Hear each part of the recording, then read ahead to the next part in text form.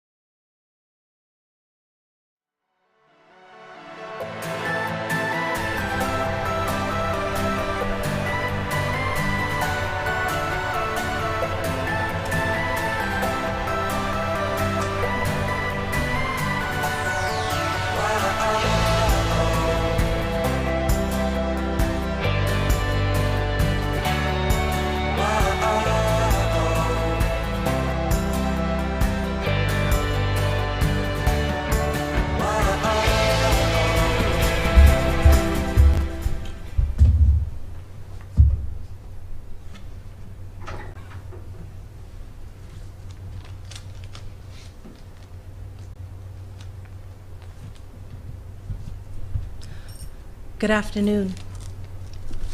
Thank you for joining us. We are Lilly Jazz Project.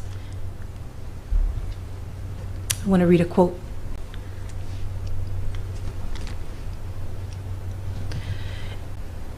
It bears repeating, as of 2011, about 7 million people in the United States are on probation, in jail or prison, or even parole, with the incarceration rate by far, it is the highest in the world. And that is by Nick Smith from Justice Through Apologies. That man on the screen that you saw, that's Conrad Lilly. He's imprisoned. He's been there for nearly 19 years, 18, 19 years. He has a mental illness.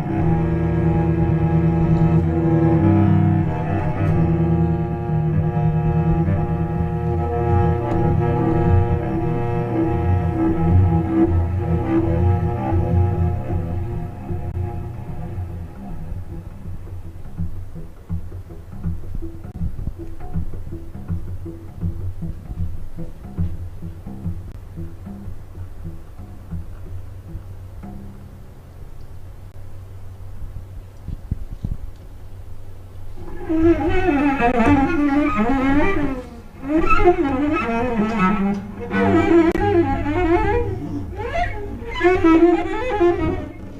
have no voice. I have been made mute by the state of Texas. Your society's punishment has banished me and prevented me from being seen or being heard. What am I attempting to do is to cast my voice upon another. A representation of my pain and my loneliness will speak for me. I am hunting, and it is the only way I can be heard, you know. And perhaps in some equally amazing way, you too can be healed of your silence. You too can be healed of your silence and your silence and your ignorance and your ignorance and your silence again. About the challenges of the mentally ill like me, a forgotten people. Too many of us are here, in prison, muted. Being a prisoner is like being dead. Why? You can ask. Good question. Because the prison is designed to be a burial ground for the punished. Here we are interned in our cells. For tombs, it is a point across which no living people can enter. Just the punished, the dead. Prisons are far from most residential areas, so that the average poor person cannot afford to travel there. Do you know what that feels? We are left here, alone, out of sight and out of mind, to look like the waste the world has deemed us to be. We're waste. Often I think I will never be at liberty again. In this world of the forgotten, resurrection is rare.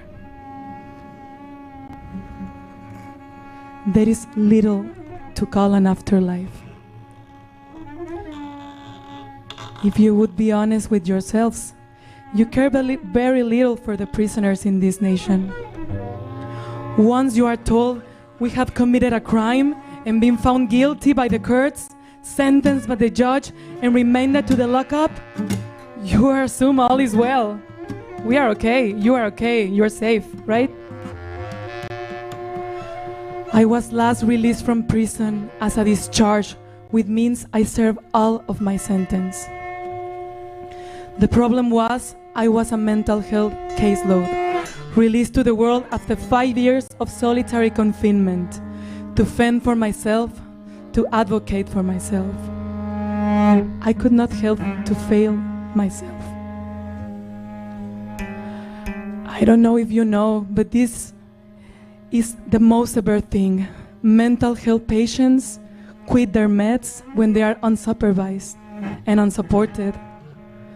My self-medication, my favorite is crack. It makes me feel alive. Haldol make me freeze like a popsicle. Then it gives me a tremor and I can't stop. My hands shake like this. I am called by the white doctors a schizophrenic. Something to do with not knowing reality from unreality. Do you really think I'm not real? Do you really think I can't differ between the both of us? Most people look away when they see me talking to my friends. They cannot see them, but I can. They are my friends. They are the ones that told me to rob that store with my hammer. That's my crime. I was sentenced to 30 years.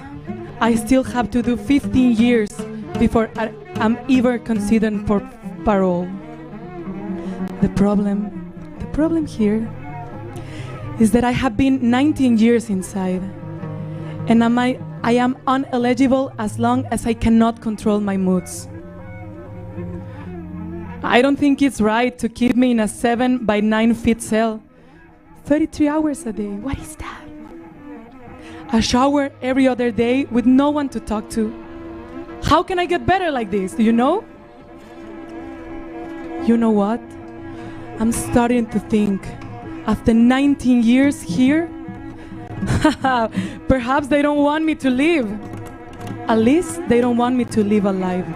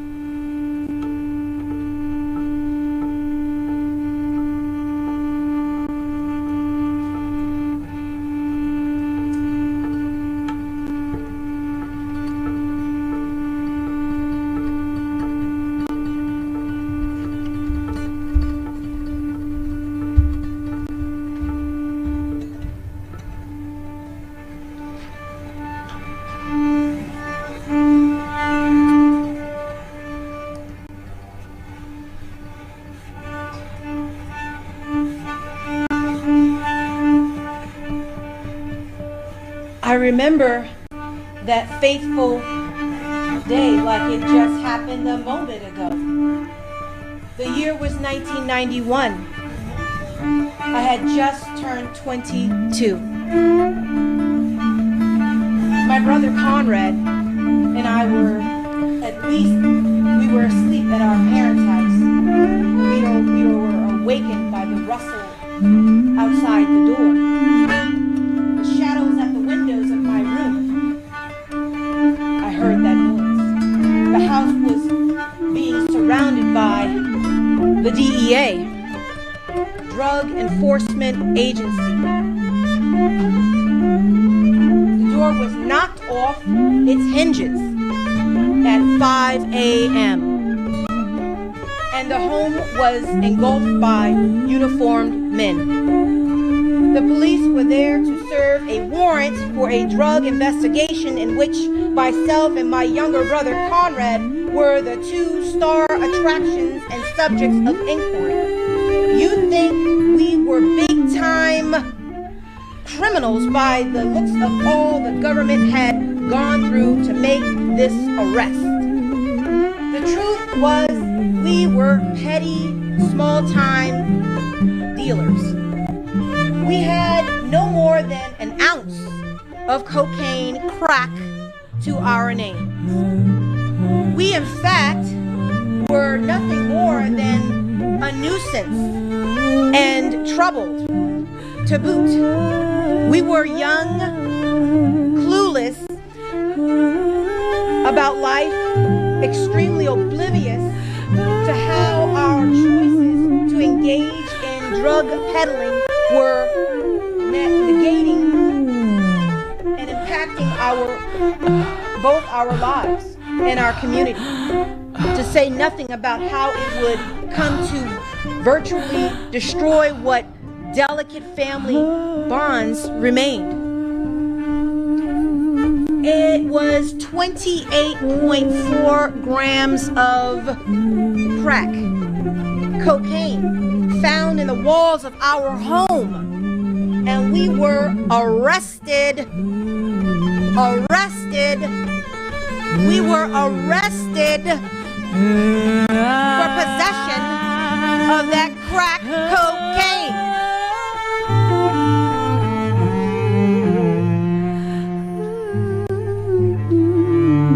What we did not know and could not know was due to our social disconnection from the world of politics. Our personal naivety was put the high stakes on the table. These seemingly banal choices, according to our misguided calculus, were actually our entry point into the federal prosecution encounter. As our luck would have it, crack was being portrayed by the media as a hyper-violent drug. Yes, I said it was a hyper-violent drug, they called it. And so according to these people, as our luck would have it, of course, we were super predators. And drugs in the late 80s and 90s were being seen as an epidemic. And it was unfolding. So my brother and I were public enemy number one. The Bush administration in Washington decided that. So after several weeks in a disgusting and violent county jail in Abilene, Texas, we were sentenced into the federal custody and transferred to Lubbock, Texas. Our nightmare was just beginning. Within a few months of our arrival at the Lubbock, Texas County Jail, my brother would begin to manifest symptoms of a psychotic break with reality. Eventually, he declined into a state of catatonia. It got so bad, I had to wash my brother's underpants because the guards would not help. They refused. Our bind debilitating. I was desperate. and I was trying to navigate a federal prosecution simultaneously as I sought to aid my brother's degenerating mental state. We fared miserably. Several years into our sentence, my brother was diagnosed as a schizophrenic and was given psychotropic medications. And I was extended the opportunity to watch him in his single cell for about 48 hours before he was transferred to another unit. It was under medical care. To this day, that was the last time I saw my brother Conrad. That was in 1995. Currently, he's in a Texas prison serving 30 years plus 6 years on top for another prison assault on a guard. Texas law requires 50% to be served before parole eligibility and consideration.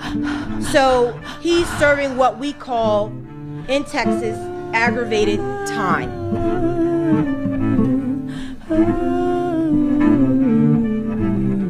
I'm now 52 stinking years old. I fear I may never see my brother again. Conrad and I have been like two passing ships in the night.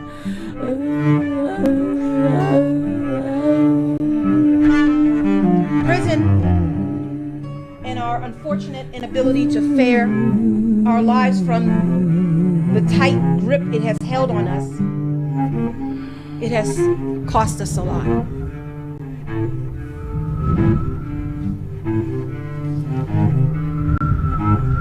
For each time I left that prison after visiting him after I was released, I felt in shambles, I felt powerless, I felt hopelessness because my brother is still there. His degenerating body, he's behind a plexiglass every time I visit him. His clothes, he wears all white. He looks like he can't seem to keep his skin nice and smooth. He has rashes. His hair's balding.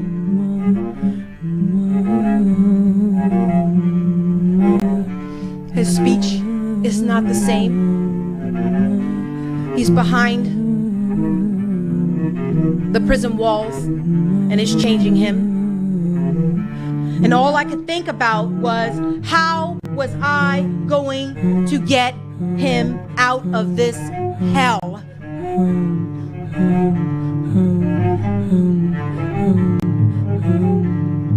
Healing. Healing. Healing.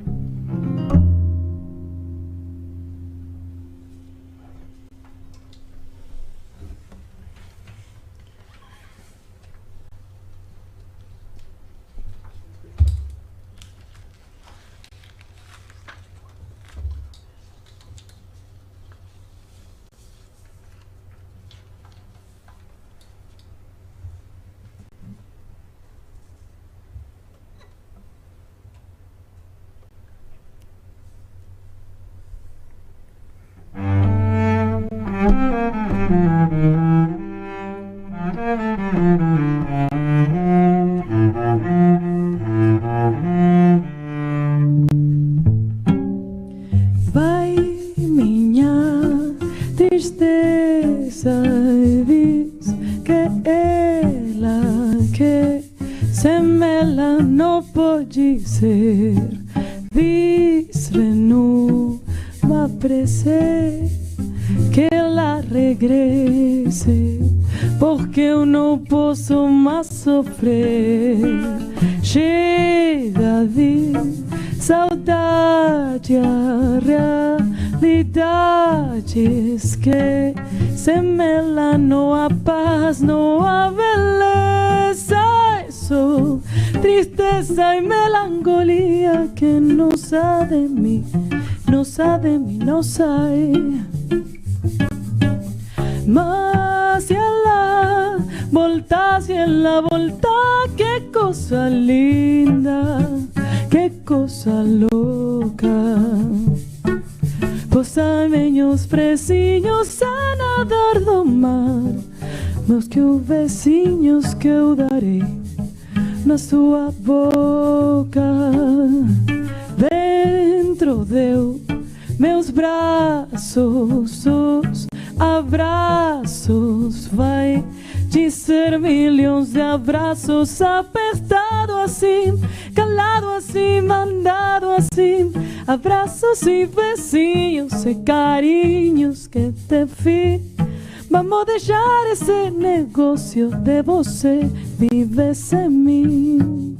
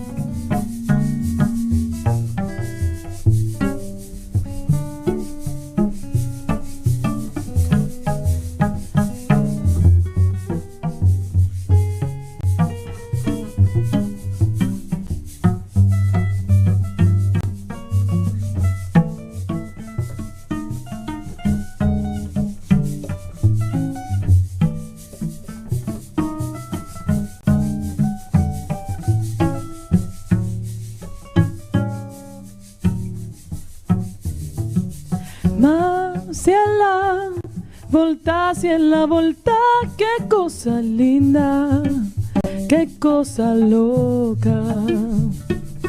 Possame os pezinhos a nadar do mar, do que os beijinhos que eu darei na sua boca.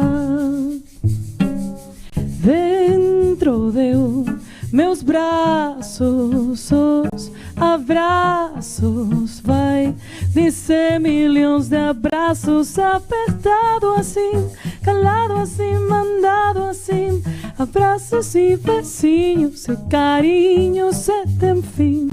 Vamos deixar esse negócio de você viver de mim.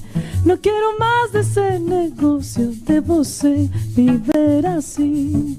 Vamos deixar esse negócio de você perto de mim.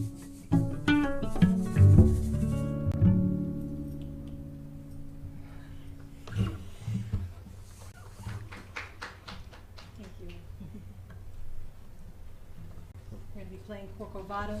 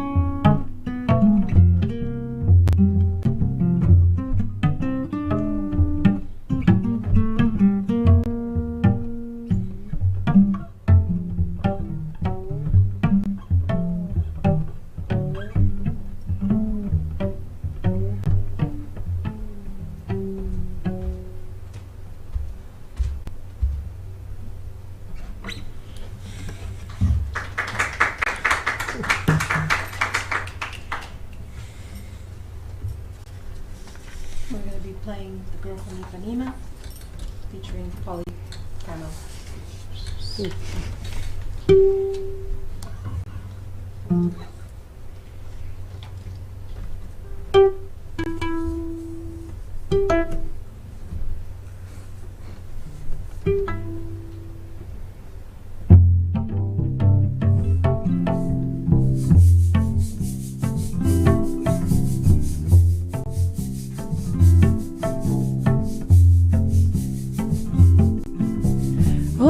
Qué coisa mais linda, mais cheia de graça. Ela menina que vê-me que passa num donche balanço caminho do marerarará. Moça do corpo dourado do sol de Ipanema, o seu balanceado é mais que um poema, coisa mais linda que eu já vi passar. Ah, porque estou tão sozinho. Ai, porque tudo está triste. Ah, a beleza que existe, a beleza que não é só minha, que também passa sozinha. Ai, que ela soubesse que quando ela passa, o mundo sorrindo se enche de graça, fica mais lindo por causa de amor.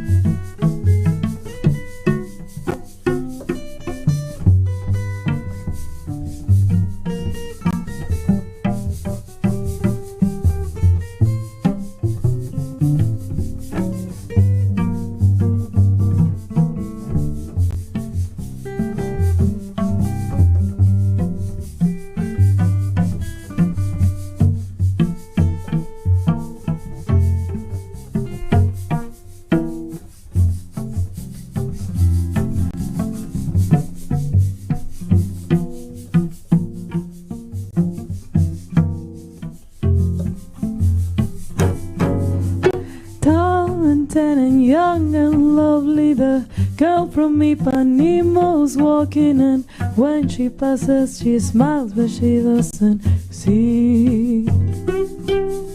When she walks she's like a samba that swings so slow and sways so gently, that when she passes each one but she doesn't see. Oh, but he watches so sadly.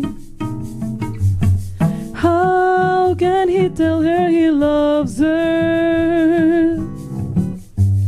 Yes, he will give his heart gladly, but each day when she walks to the sea, she looks right ahead now that he, tall and young and lovely, the girl from Ipanema was walking, and when she passes he smiles but she doesn't see. Yes, she doesn't see, and she doesn't see. No, she doesn't see, she doesn't see.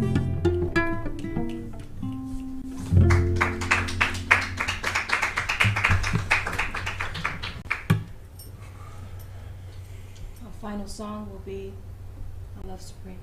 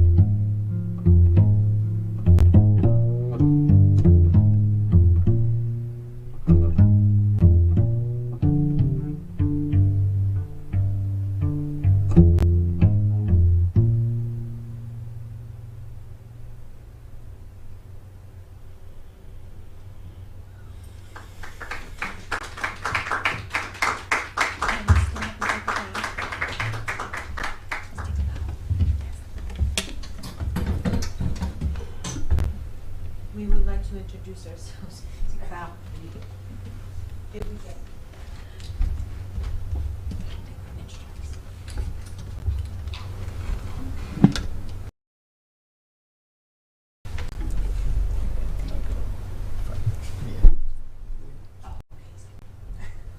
Holly Camo. Justin Tavares. Chago De Silva. And I'm Dar Lilly. Thank you so much for coming out. We really appreciate it.